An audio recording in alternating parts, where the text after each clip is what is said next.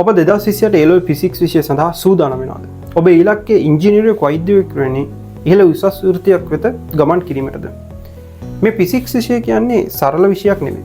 නමුත් නිසි මඟ පෙන්වීමක්, සරල පැහැදිලි කිරීමක් සහ නිසි පුහුණුවක් තිබුණොත් ඔබටත් A එකක් හෝ B එකක් ගන්නවා කියන එක අමාරු කාර්යයක් නෙමෙයි.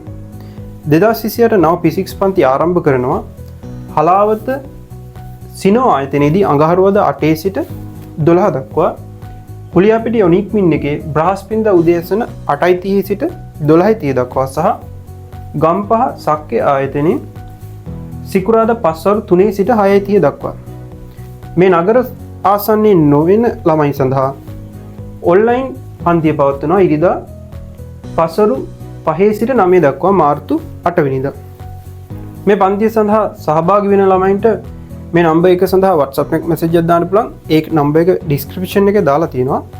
ඒ වගේම වැඩි විස්තර දැන ගැනීම සඳහා lahiruedirisinghe.lk වෙබ්සයිට් එකට ගමන් කරන්න බලන්න පුළුවන්. ඔයාලගේ මේ වෘත්තීය ජීවිතයට ඇතුළු වෙන මේ විභාගයට සාර්ථකව ජය ගන්න ඔබත් එකතු වෙන්න.